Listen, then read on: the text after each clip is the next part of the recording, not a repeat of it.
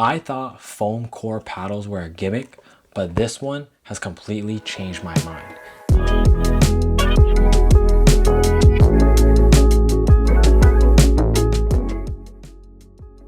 Today, we'll be talking about the Luzz Pro4 Inferno and how it stacks up to the rest of the pickleball paddles on the market. Of the exterior of this paddle, it comes in 16 millimeters, which offers great power and control. It has a nice blue to pink gradient with some purple in there as well. And initially, when I first got this paddle, I'm not gonna lie, I was a little hesitant to play with it because the colors did look a little girly. But I will say that how this paddle played changed my mind compared to any of the other paddles that I've played with before, especially the Eula Perseus line as well. Inside of this paddle, it's composed of an MPP foam, which is a micro porous foam, I believe. And inside, that essentially just means it allows for better control and power without the potential of core crushing. In a lot of the previous model pickleball paddles, like the Gen 3 or even Gen 4 pickleball paddles, it was made of that honeycomb texture inside. And after playing with the paddle for a really, really long time, and especially if you're a hard hitter, the foam inside could get crushed, and essentially the paddle will just lose any and all of its control. And every time you hit the ball, it'd be super poppy and not very consistent. But with foam inside, the chances of it breaking is 0 to none. And another great addition that I noticed with foam is a control that this paddle offers as well. More than the specs, how this paddle played on court definitely changed my perspective of foam core paddles. And at the end of the video, I'll show you what this paddle has helped me unlock in my game that no other paddles has helped me ever do before. Starting with the serves, this was the very, very first shot that I hit with this paddle, and it genuinely blew me out the water. I felt like the representation of foam core paddles offered a lot of control with minimal power, because I noticed a lot of people would have to add a lot of weight for sweet spot and whatnot, but you could hit the ball anywhere on this paddle, obviously besides like the corners, and it offers immense amount of power. And I don't know what grit they use on the surface of the paddle, but it's so spinny. All my balls would just dive down right after passing the net. And this paddle literally had a big, like, loud pop every time that you serve the ball. And for me, I love swinging big on my serves and, you know, going big with heavy topspin to throw off my opponents, and this paddle allowed me to do that. So I would say on the serve aspect, I don't have any critiques for it other than the fact that on the front side, it has this kind of cool design. I believe it's a Luzz design of their logo, but on the back, it's all black with just the Luzz logo right here. And kind of funky for me, but since it's two different patterns on each side, I need to hit the ball only on this side, or when holding the paddle about to serve, if I noticed I was about to hit it with the back side, I would have to mentally take that extra second to switch it to the front. And that was kind of just like a little quirk or feature that I noticed about myself when playing with this paddle. Moving on, as for ground strokes for this paddle, I would say it performs similar to serves. Great power, great spin, and great feel. With foam, I feel like you could definitely feel the ball to well onto the paddle, and you know, you could redirect it or direct the ball into whatever area that you would want on the court.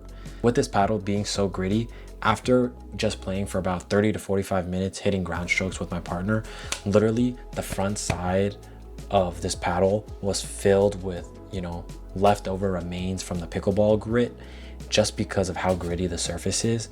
So that really just shows how much spin that this paddle offers. However, one thing that I did notice is if there is ever times where you are retreating back and, you know, you kind of just hit a bad shot and you need to get the ball back over and kind of hit a reset, sometimes when you're backpedaling and you just need to get a reset, the ball, I feel as if does fall a little short to the net.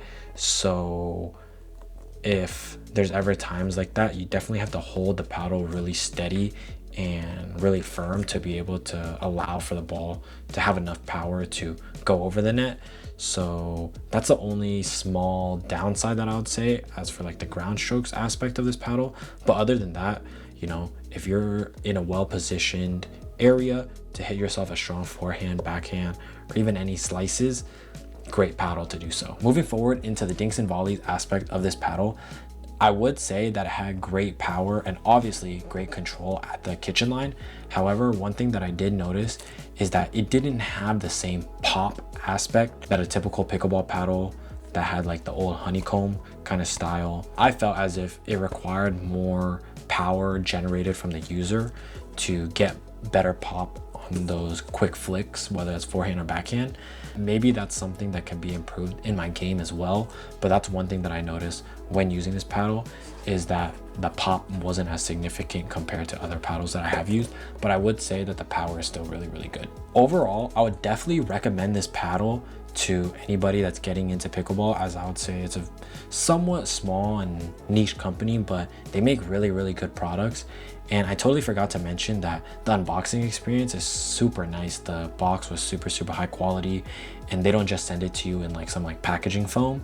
Along with that, I didn't know how I was gonna feel when I first bought this paddle, but I've actually been playing with it more than my Eula paddle that I purchased for like almost $300. So that just shows how great that this paddle is. And I could definitely see how foam core paddles are gonna take over the game. I would describe this honestly as a mini boomstick for lesser than that $350 price tag. And if I could rebuy this paddle, I would definitely do so. And I would definitely recommend it to anybody that's considering it. As for my setup, I forgot to mention, I have two 3-gram weights on each of the neck of the paddle, on each side of the necks of the paddle. I thought that initially it was very top heavy, so that's why I added some to the throat just to add some more weight. And it was also like a somewhat light paddle. I think it came in at like 7.8 ounces. I could be wrong. So this really helped even out the weight of the paddle, and also I guess you could say add a little bit of power. Let me know in the comments if I'm putting the weights in the right areas as well. I know some people, if they don't want to change too much of the weight of the paddle, they'll add weight at the very, very butt cap. So maybe that's something I could consider as well. But until then, I'll probably keep it here because I've been really enjoying how it plays. And also another thing that I started doing was taking off the under grip. So right now I just have one over grip on the pickleball paddle, and I've really liked the thin feeling of the handle, along with being able to feel all the ridges, because I feel like I get a really, really good feel for the ball and just like control over the paddle as a whole.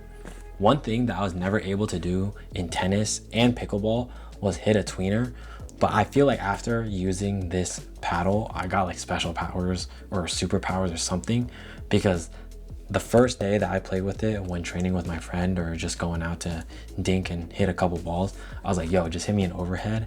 And literally on the first try, I was able to just track it over my shoulder and boom, smack a tweener as a winner across the court. So, you know, I don't know if this paddle gave me special powers or what, but I would definitely recommend the Luzz Pro4 Inferno for anyone that's looking for a foam core paddle or just any paddle in general.